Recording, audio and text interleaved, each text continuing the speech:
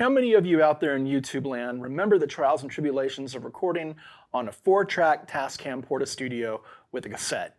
Well, today we're going to look at the 4-track recorder in the mixer on the OP1, so stick around.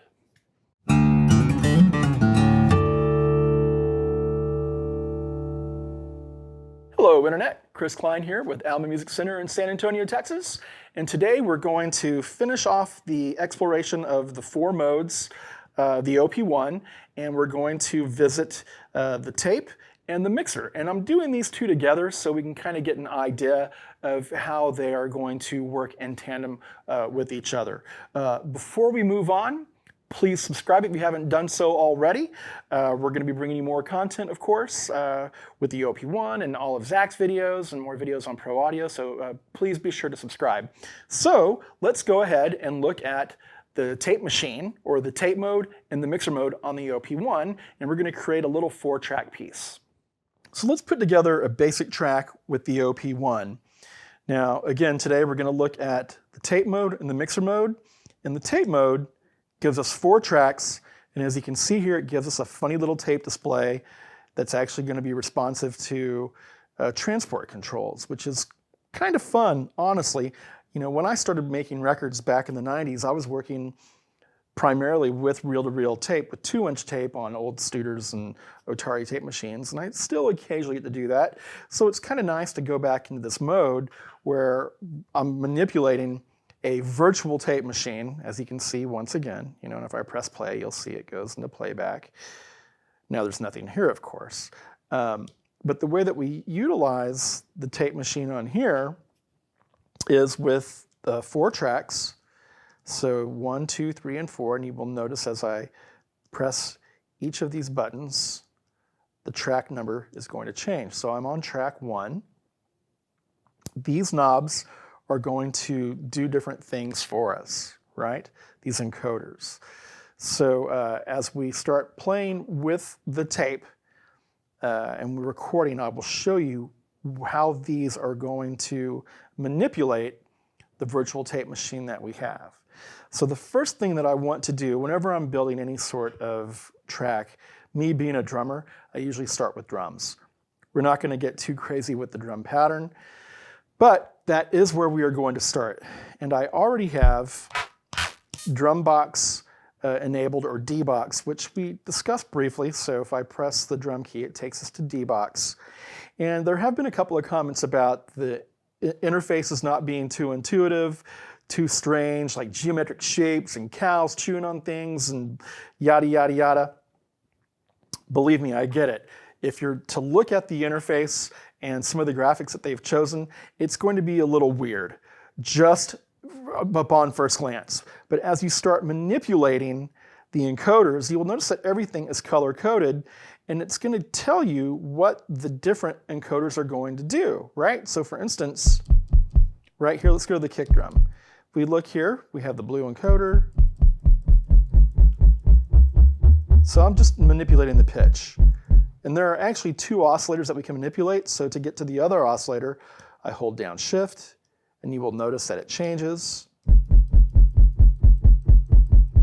Now manipulating that.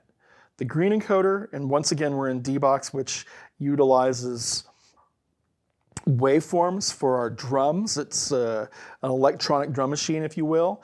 The green encoder is going to manipulate the waveform. And you can see the waveform is going to change. It's very small, but we're going from like what appears to be a triangle. It's really tiny. It's even hard for me to see this with my eyes. To more of a square wave, and then as we move up, it goes to a sawtooth. And you can hear it change. And once again, we have 2 different oscillators that we can manipulate.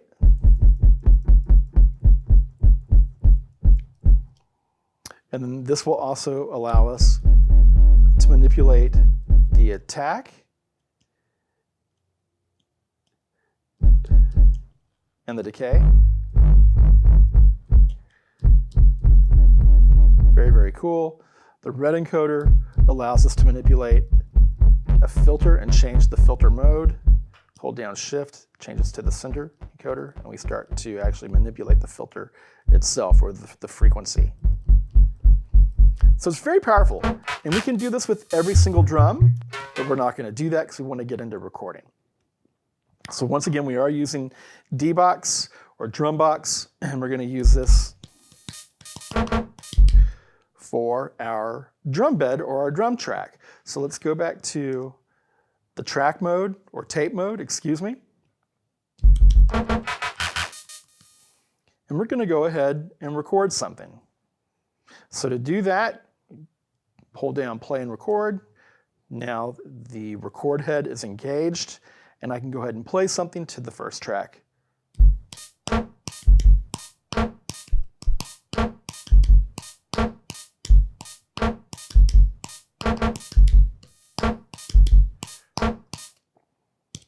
And there we go. So if I press stop, it takes us back to the very beginning.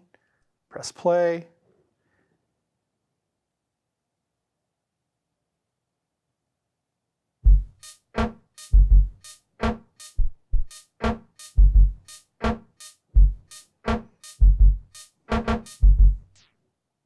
And I like stopping the transport because you can actually hear it slow down like a real tape machine would. And when we engage the transport, rewind or fast forward, same thing. It's like the tape is still on the head. It was never lifted off, which is nice. So this gives us faster control, the transport control, or I can use the blue encoder to rock the reels or scrub. Now you're probably thinking like, why do we have that? And I'll show you. So on a real tape machine, I would actually be rocking the reels, right? To get to the leading edge of the kick drum. And there it is. So I want to create a loop out of this. Well, it's pretty easy. I'm already at the leading edge of the kick drum, so I'm going to press N for tape loop, right? And then we're going to go ahead and play. And then when I get to the out point, I'm going to press out, and then we've created our tape loop.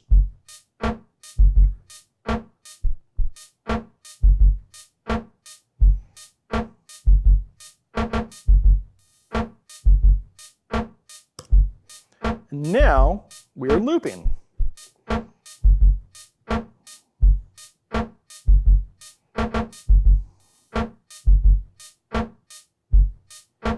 It's not exact.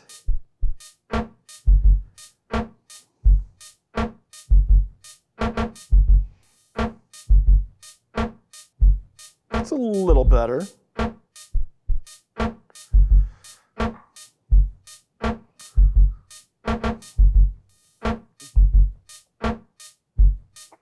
And that's okay for this demonstration, so we'll just go ahead and live with that.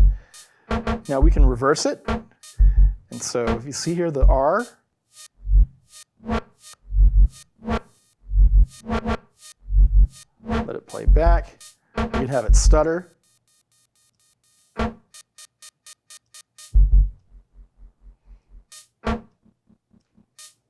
And you may or may not find a use for that.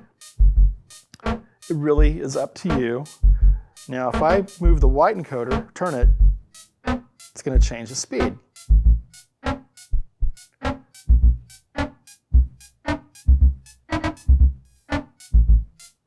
go the other way.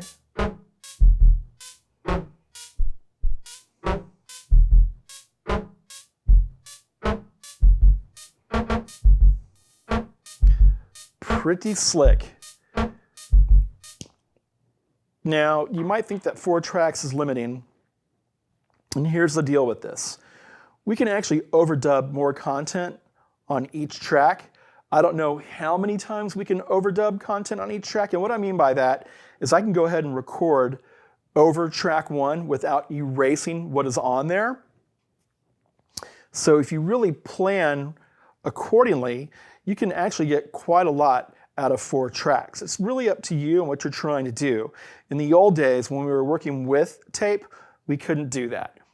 So if you had an old Tascam Portastudio, which I mentioned at the very beginning of the video, you might have 4 tracks on a cassette.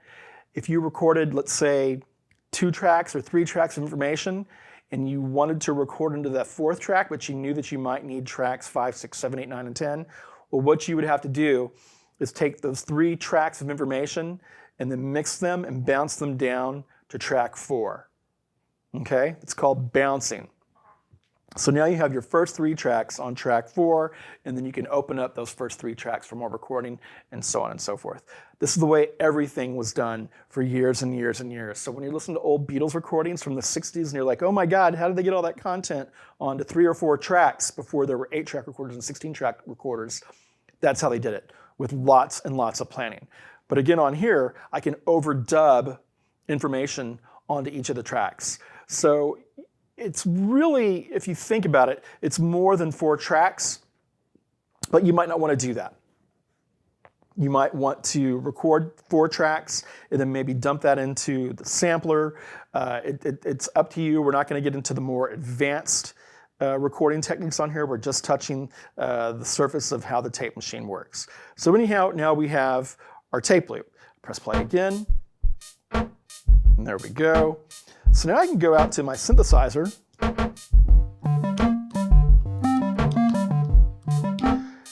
and that actually is a pretty cool patch as far as I'm concerned.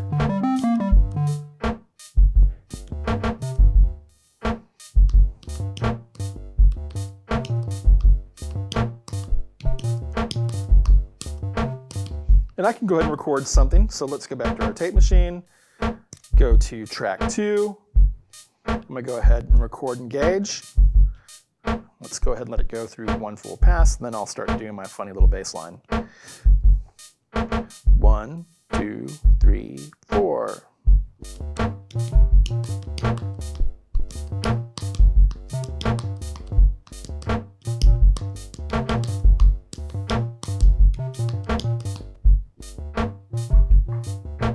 And so now we have our bass line and our drum track. Let's go back to our keyboards or synthesizers.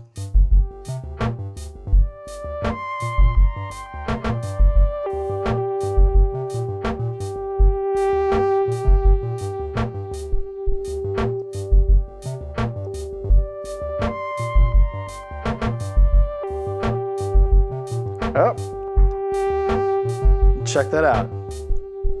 So it was still in record, and so I actually overdubbed what I was just playing with on the bass track, just to demonstrate I was being a little bit sloppy and hadn't taken it out of record, but we have another track or another pass that's living on track 2 with our bass part, right? So let's go ahead and take it out of record. Now we're just playing back. We'll go back to our synth engine, or synth mode.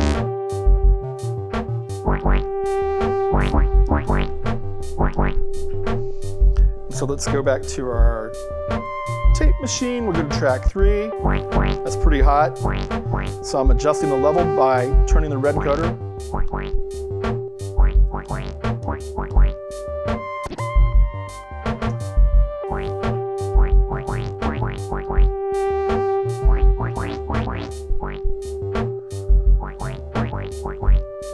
Okay, let's go ahead and record that.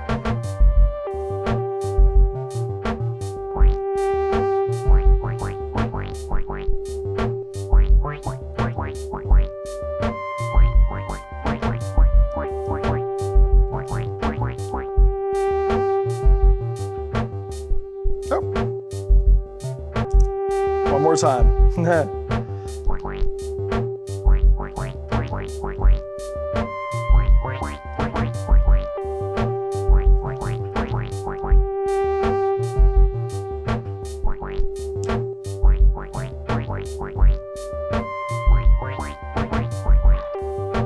So now we have 3 tracks. Remember, track 2 has the bass line and that kind of floaty pad thing that's happening.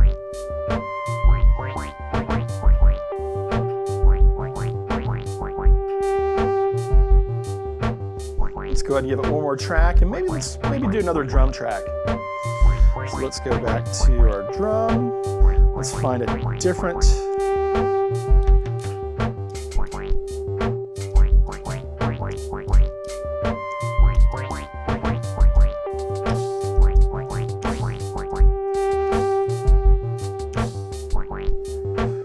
sit back to our tape machine. Let's go to 4.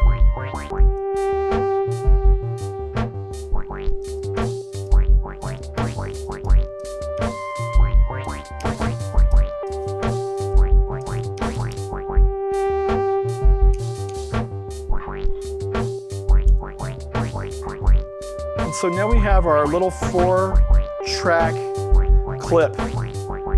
Pretty simple, not terribly difficult to make this happen. But we can manipulate it more by going into the mixer mode. And so right now everything is cranked up to 99, right? We have these little meters, if you will. It's a VU kind of meter. And we can take things out.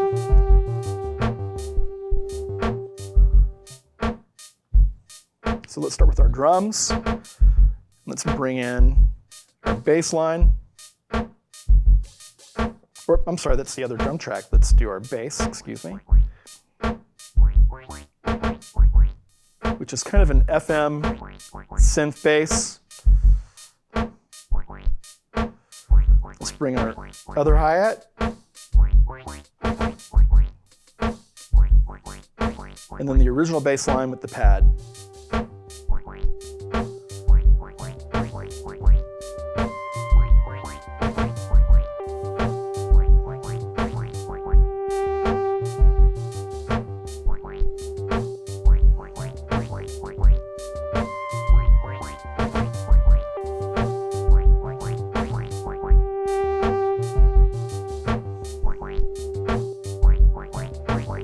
Now holding down Shift brings up pans. So the last hi-hat track we did, I'm going to pan that hard right. Our little FM synth, I'm going to take that off to the left a little bit, and then we'll leave our drums and our original bass and pad the center. Now if we go to the second mixer window, you'll see that we have a very, very basic 3-band EQ. So we can manipulate the low end, our mids, and the high content.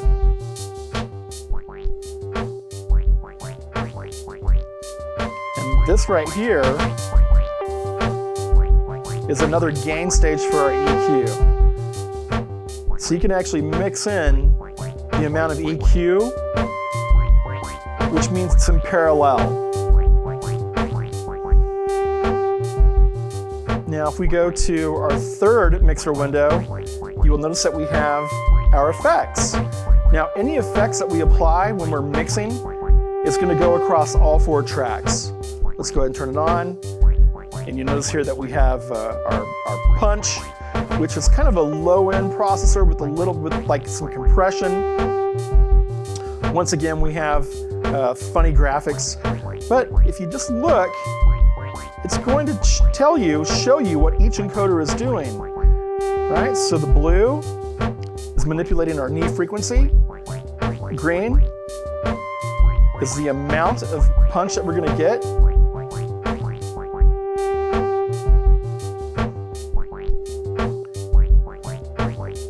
Our red or orange encoder is our power.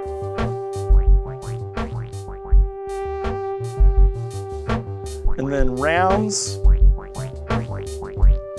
just kind of degrades the signal. But let's get out of this and let's add some delay. So I'm going to hold down Shift. Actually, let's go into the grid mode because grid is a really, really funky. There we go. It's an interesting effect. It's like a combination of delay and ring modulation.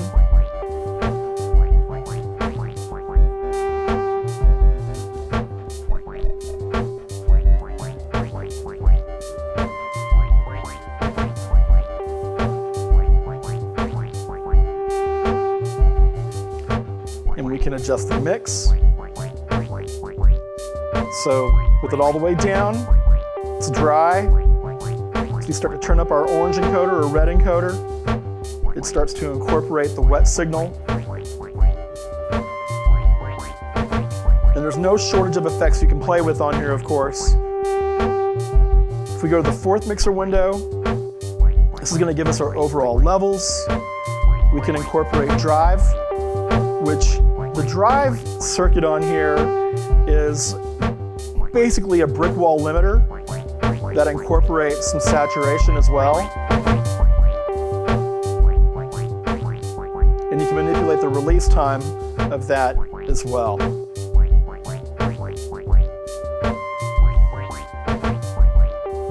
And so that's basically it for the tape machine and the mixer.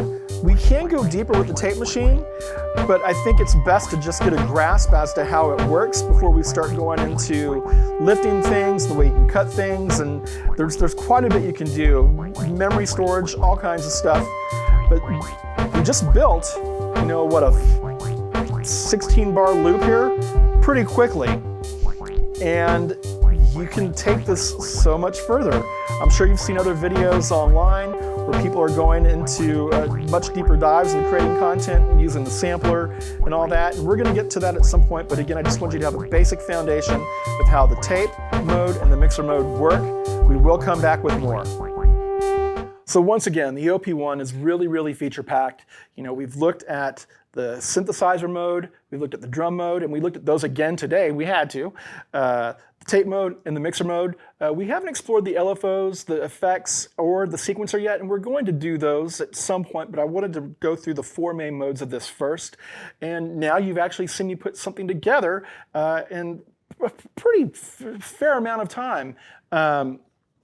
I love this thing, you know, and I've been looking at your comments, and you know, it seems like this is kind of polarizing to an extent.